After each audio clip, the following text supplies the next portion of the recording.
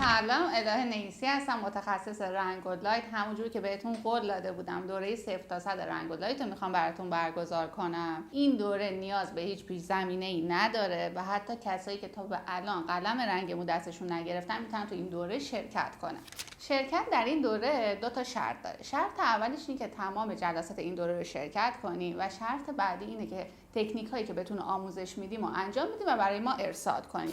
برای اینکه بتونید یک رنگکار خوب بشید باید به یه سری نکات توجه کنید. نکته اول این که موقعی که مراجعه کننده پیش شما میاد اون رو آنالیز کنید.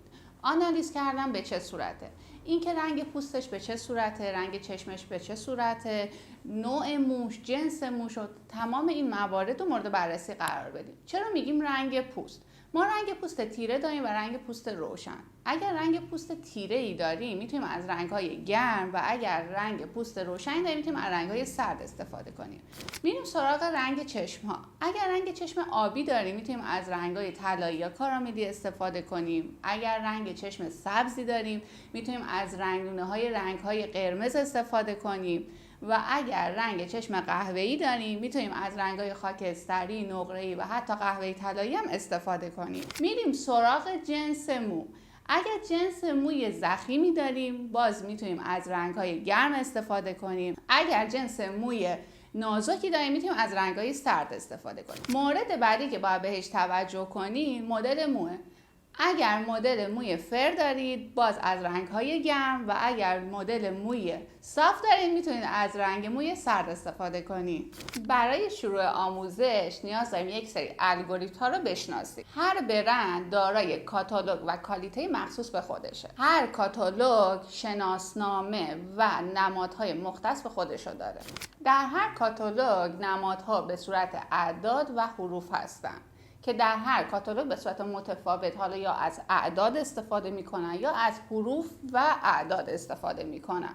اگر در کاتالوگ شما از اعداد استفاده شد، اعداد به 2 قسمت تقسیم میشن: اعداد قبل از ممیز و اعداد بعد از ممیز. اعداد قبل از ممیز نشون دهنده پایه رنگ و اعداد بعد از ممیز نشون دهنده سایه یا توناژ رنگی هست. به این نکته توجه داشته باشید که تمام کاتالوگ ها بدون استثنا بیرنگ شدن و به پایه رسیدن و بعد رنگ روی اونها قرار گرفته. در کاتالوگ ها ما گفتیم که بعضی اوقات به صورت اعداد نمایش میدن و بعضی اوقات به صورت حروف و اعداد نشون. همونطور که بهتون گفتم اگر در کاتالوگ ها اعداد نمایش داده شده بود، اعداد به 2 دسته تقسیم میشن: اعداد قبل از ممیز و اعداد بعد از ممیز. اعداد قبل از ممیز نشون دهنده پایه رنگ. میریم سراغ پایه های رنگ. پایه های رنگ از 1 تا 12 هستن که گهگداری بعضی از کاتالوگ ها تا 13 هم نمایش داده شده. پایه های رنگ از شماره 1 که تیره ترین رنگ هستش تا 12 که روشن ترین رنگ هستش قرار میگیرن. پایه های رنگ 1 تا 5 جزء دسته های تیره رنگ، 5 تا 7 جزء رنگ های متوسط و 7 تا 12 جزء رنگ های روشنن. بیشترین غلظت رنگ مو رو میتونن پایه های پایین رنگ مو داشته باشن. میریم سراغ اعداد بعد از ممیز. اعداد بعد از ممیز نشون دهنده توناژ و سایه های رنگ هستن. اگر بعد از ممیز اعداد پشت سر هم قرار گرفتن، من به طور مثال میگم شماره 1، 2 یا 3. شدت توناژ و رفله رنگی داخل عدد 1 خیلی بیشتر نسبت به عدد 2 یا 3.